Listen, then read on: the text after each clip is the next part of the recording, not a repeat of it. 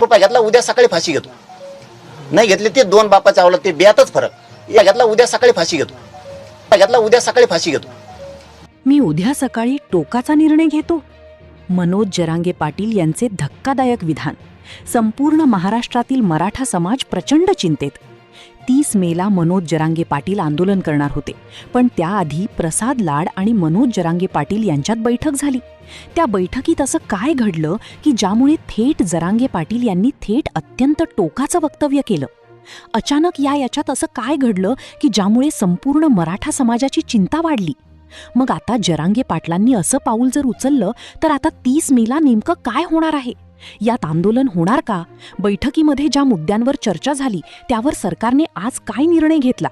चला जाणून घेऊया संपूर्ण सविस्तर रिपोर्ट.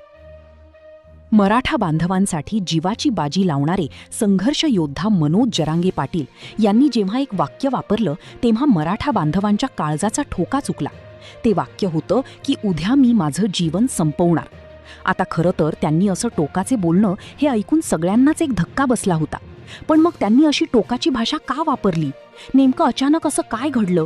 बैठकीनंतर सरकारचा असा कोणता त्यांना निर्णय आवडला नाही ज्यामुळे त्यांनी या अशा टोकाचे उद्गार काढले?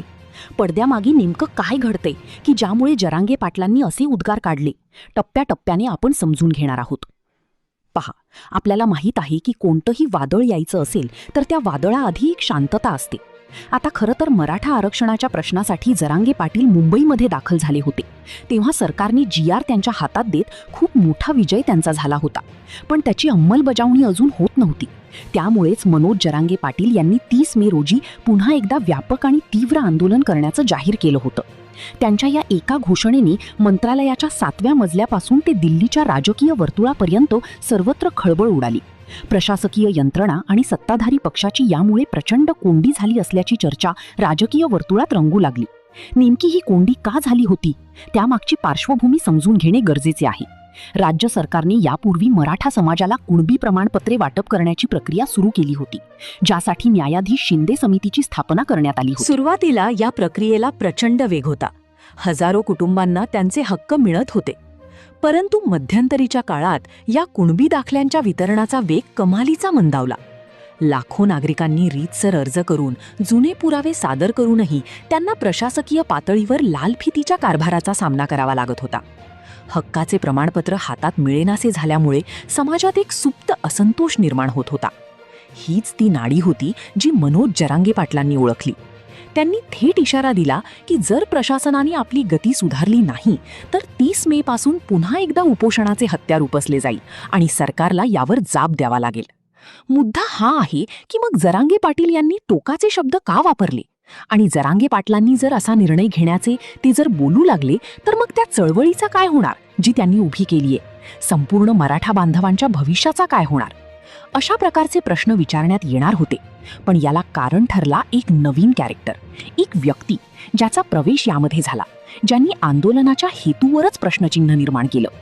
आता ज्यावेळेस ही पत्रकार परिषद सुरू होती, ज्याच्यामध्ये जरांगे पाटील आणि लाड यांच्यामध्ये चर्चा सुरू होती, खरं तर काही दिवसांपूर्वी या आंदोलनाची जेव्हा त्यांनी तारीख सांगितली होती त्यावेळेस अनेक राजकीय लोकांनी त्याच्यावर विरोधी वक्तव्य बोलली होती. पण जरांगे पाटील केवळ मैदानावरचे नव्हते, तर त्यांची रणनीती ही एवढी अचूक होती. त्यांनी प्रसाद लाड यांना थेट आव्हान दिले, तुम्हाला जर आमचे आंदोलन चुकीचे वाटते आहे किंवा आम्ही पुन्हा उपोषणाला बसू नये असे मनापासून वाटत असेल तर वातानुकूलित खोलीत बसून टीका करण्यापेक्षा थेट अंतरावली सराठीच्या मातीत या. इथली परिस्थिती, सर्वसामान्य मराठा कुटुंबांच्या व्यथा आणि आमचे कायदेशीर मुद्दे काय आहेत हे आधी समजून घ्या. मग तुम्हाला समजेल की हा लढा का सुरू आहे. हे आव्हान इतके थेट आणि वजनदार होते की ते नाकारणे राजकीयदृष्ट्या अशक्य होते.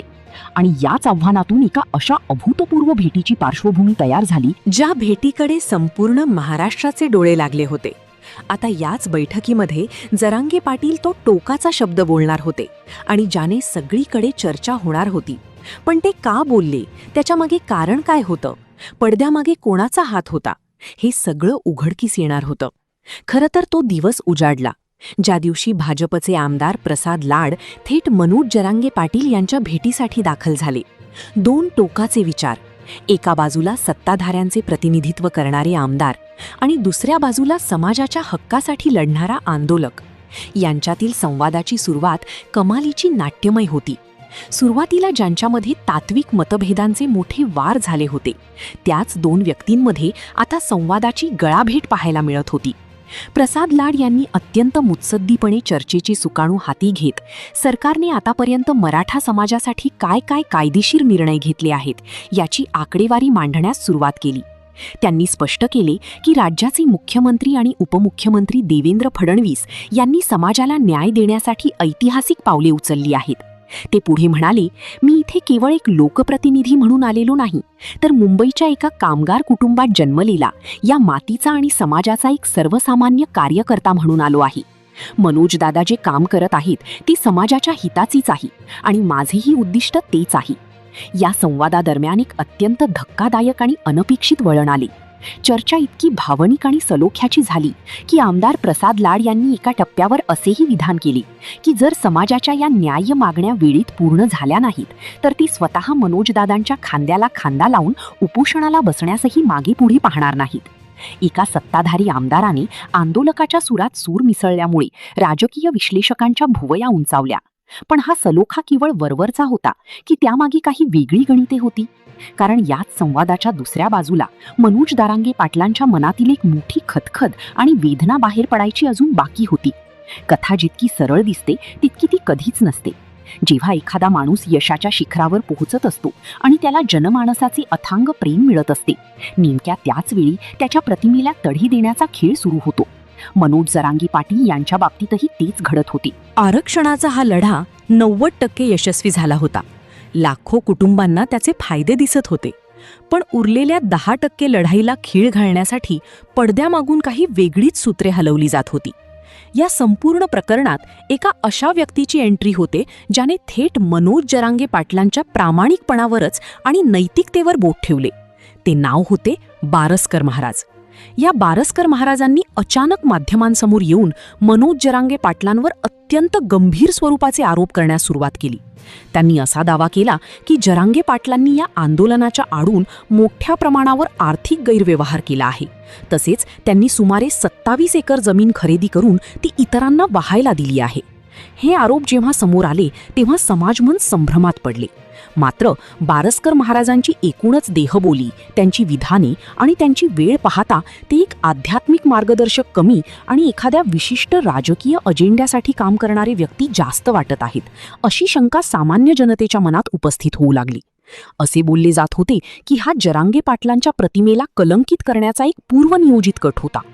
जेव्हा अंतरावलीतील बैठकीत पत्रकारांनी थेट याच आरोपांचा संदर्भ देऊन जरांगे पाटलांना प्रश्न विचारले तेव्हा त्या खोलीतील वातावरण कमालीचे गंभीर झाले. पत्रकारांचा तो प्रश्न आणि समोर बसलेले आमदार प्रसाद लाड. मनोज जरांगे पाटील क्षणभर शांत झाले. त्यांच्या डोळ्यात राग नव्हता, तर समाजासाठी सर्वस्व गमावल्याची एक अतीव वेदना होती. ज्या माणसाने स्वतःच्या मुलाबाळांचे सुख पाहिले नाही, स्वतःच्या प्रकृतीची पर्वा न करता 8 वेळा आमरण उपोषण केले, त्याच्यावरच जर स्वतःचा खिसा भरल्याचा आळ येत असेल तर त्या माणसाच्या मनाची काय अवस्था झाली असेल? अत्यंत भावूक आणि उद्विग्न स्वरात मनोज जरांगे पाटील बोलू लागले. त्यांचा आवाज थरथरत होता, पण त्यात एक वज्र निर्धार होता. ते म्हणाले, माझ्यावर पैशांचे आरोप करणाऱ्यांनी एक गोष्ट नीट कान उघडून ऐकावी. मी या आंदोलनात या समाजाच्या नावावर कोणाकडूनही जर 1 रुपया जरी घेतला असेल, तसा कुठलाही पुरावा जर कोणी माझ्यासमोर आणून दाखवला तर मी मागे हटणारा माणूस नाही. तो पुरावा सिद्ध झाल्याच्या दुसऱ्याच क्षणी मी उद्या सकाळी अवघ्या महाराष्ट्राच्या समोर तो टोकाचा निर्णय घ्यायला तयार आहे. ही वाक्य उच्चारताच संपूर्ण सभागृहात सन्नाटा पसरला. तिथे उपस्थित असलेले प्रत्येक जण स्तब्ध झाले. मनोज जरांगे पाटलांचे हे शब्द थेट महाराष्ट्रातील प्रत्येक मराठा बांधवाच्या काळजाला जाऊन भिडले. ज्या नेत्याने समाजाला अंधारातून प्रकाशाकडे आणले, जो आज 90% लढाई जिंकून विजयाच्या उंबरठ्यावर उभा आहे, त्याला स्वतःची इमानदारी सिद्ध करण्यासाठी स्वतःच्या प्राणाचा जुगार लावावा लागतो आहे, या विचाराने अवघा महाराष्ट्र हळहळला. या धक्कादायक विधानानंतर आता मराठा आरक्षणाची ही लढाई एका अत्यंत महत्त्वाच्या वळणावर येऊन पोहोचली आहे. मनोज जरांगे पाटलांनी आमदार प्रसाद लाड यांच्या मध्यस्थीनंतर आणि त्यांनी दिलेल्या शब्दाचा मान राखत सरकारला 28 मे 2026 पर्यंतची अंतिम मुदत दिली आहे. या काळात जर प्रलंबित 58 लाख कुणबी नोंदींचे प्रमाणपत्र वाटप सुरळीत झाले नाही, सातारा आणि कोल्हापूर संस्थानांचे गॅझेट लागू झाले नाही, तर 30 मेचे आंदोलन अटळ आहे. पण सर्वात मोठा सस्पेन्स पुढे आहे. जर 30 मे रोजी पुन्हा उपोषण सुरू झाले, तर आमदार प्रसाद लाड यांनी दिलेल्या शब्दाप्रमाणे ते खरोखरच मनोज जरांगे पाटलांच्या शेजारी ठाण मांडून आंदोलनात सामील होणार का? की हा केवळ एका मोठ्या राजकीय वादळाला शांत करण्यासाठी रचलेला तात्पुरता डावपेच होता? आणि दुसरीकडे जरांगे पाटलांच्या पवित्र प्रतिमेला डागाळण्याचे जे प्रयत्न विरोधकांकडून किंवा विशिष्ट सूत्रांकडून केले जात आहेत, ते आगामी काळात कितपत टिकतील? मित्रांनो, या संपूर्ण राजकीय घडामोडीनंतर आता वेळ आली आहे तुमच्या भूमिकेची. कारण लोकशाहीत खरा न्याय हा जनतेच्या कोर्टातच होत असतो. हा व्हिडिओ इथेच संपत नाही, तर खरी चर्चा आता तुमच्या आणि आमच्या संवादातून सुरू होणार आहे. म्हणूनच मला तुम्हाला एक कळकळीची विनंती करायची आहे की तुम्ही या विषयावर शांतपणे विचार करा आणि तुमचं प्रामाणिक मत खाली कमेंट बॉक्समध्ये नक्की नोंदवा. तुमची प्रत्येक कमेंट आमच्यासाठी आणि या चळवळीसाठी अत्यंत महत्त्वाचे आहे. आता पुढील रणनीती कशी असावी आणि एक जागरूक नागरिक म्हणून आपण काय करायला पाहिजे याबद्दल मी तुम्हाला काही सोप्या गोष्टी सांगणार आहे, ज्याचे आपण सर्वांनी मिळून पालन करायचे आहे. सर्वात पहिले म्हणजे हा व्हिडिओ फक्त स्वतःपुरता मर्यादित न ठेवता तुमचे व्हॉट्सअप आणि फेसबुक ग्रुपवर त्वरित शेअर करा. तुम्ही जेव्हा हा व्हिडिओ शेअर कराल तेव्हा आपल्या इतर मराठा बांधवांपर्यंत खरी आणि अचूक माहिती पोहोचेल, ज्यामुळे समाजात पसरवल्या जाणाऱ्या खोट्या अफवांना लगाम बसेल. माहिती शेअर करताना एक गोष्ट लक्षात ठेवा की आपल्याला कोणत्याही नेत्यावर किंवा पक्षावर वैयक्तिक पातळीवर जाऊन चिखलफेक करायची नाही. आपले मत मांडताना भाषेची दर्जा किंवा संयम राखणे अत्यंत गरजेचे आहे, कारण आपल्या भाषेवरूनच आपल्या चळवळीची सुसंस्कृतपणा दिसून येतो. दुसरी महत्त्वाची गोष्ट अशी की कमेंट बॉक्समध्ये जाताना तुम्ही फक्त छान किंवा खूप छान एवढंच न लिहिता मनोज जरांगे पाटलांनी असलेल्या भूमिकेबद्दल तुम्हाला काय वाटते यावर 2 ओळी नक्की लिहा. भाजप आमदार प्रसाद लाड यांनी दिलेला शब्द ते पाळतील, ही केवळ निवडणुका डोळ्यासमोर ठेवून केलेला राजकीय स्टंट आहे. यावर तुमचे मत काय आहे ते स्पष्टपणे सांगा. जेव्हा तुम्ही असे सविस्तरपणे प्रश्न विचाराल तेव्हा किंवा उत्तर द्याल तेव्हा आपल्या चॅनलवरील चर्चा अधिक समृद्ध होईल आणि यूट्यूब अल्गोरिदमसुद्धा हा व्हिडिओ जास्तीत जास्त लोकांपर्यंत पोहोचण्यास मदत करेल. शेवटची आणि अत्यंत महत्त्वाची पायरी म्हणजे सोशल मीडियावरील या लढ्यासोबतच जमिनीवरील शांतता देखील आपल्याला टिकवून ठेवायची आहे. 28 मेची मुदत संपायला आता अवघे काही दिवस उरले आहेत, त्यामुळे प्रशासकीय पातळीवर काय हालचाल चालू आहेत याकडे आपले बारीक लक्ष असायला हवे.